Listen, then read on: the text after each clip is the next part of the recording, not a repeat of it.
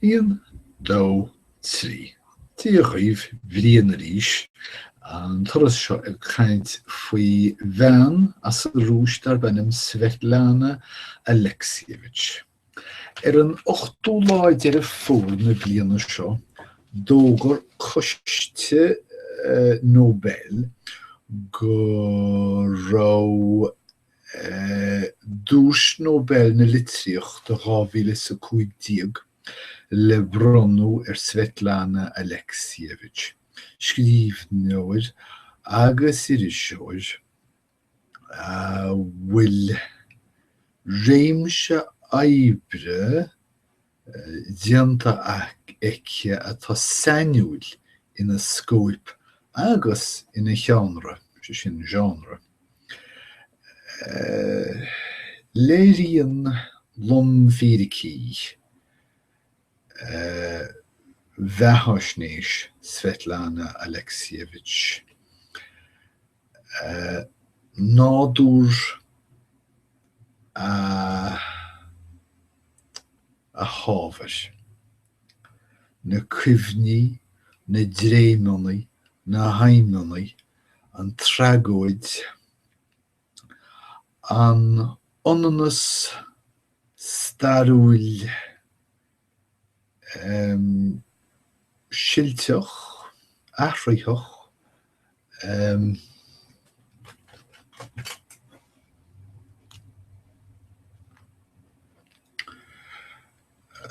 a bhhaineann le Homo Sovieticus. Rugadh in Ivano-Frankivsk, chathair in iarthar na Ucráine, atá inol heir na sléite Carpátacha. Tuairim is 85 míle ó dheas ó Lviv, agus 150 míle nó mar sin, gan a bheith níos mó, ná sin ó theoranach na Poloine, na Rómáine, na Hungáire, na Slóvaice.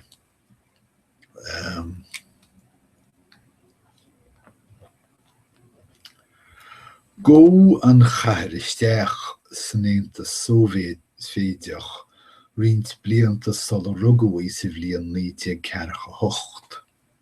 Ba Ucráinach í a máthair agus ba Bielarúsach a thaithir.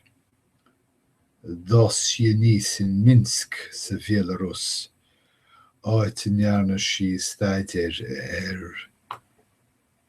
seoireacht, agus áit a dorbar sí a go eisceachtúil féin, a go sainiúil féin is dócha, agus áit a nearnó scríbhnóir rúiseachta.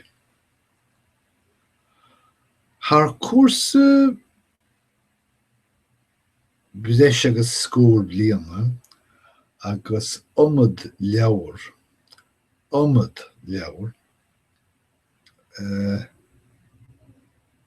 tá chuine Alexievich le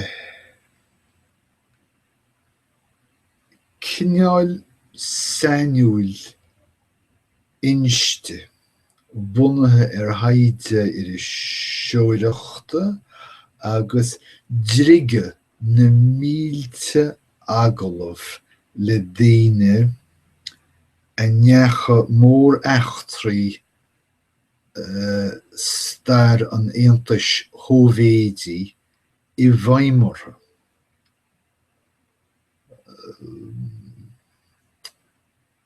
Nocht sí an obair aineoil ach bhar hábhachtach a rinne mrá Sóivéideacha I ri an daracha go domhanda.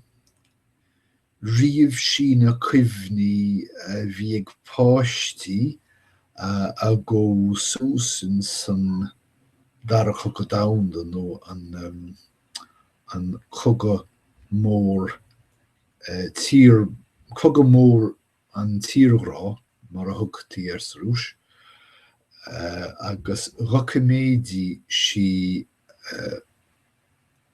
an réalachas heas os chóir saidúí I ré an chugga rúis Afganistánach a chuniu ó phobal an Aontas Shóivéid fáhad agus hafad si na heachtraí leog a bhain dóibh siúd a bhar trí chobaist Chernobyl.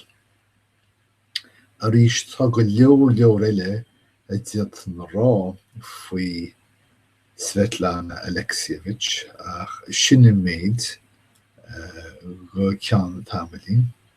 Idir an dálín guím lá a thuirh go léir agus go gúdaí díosibh.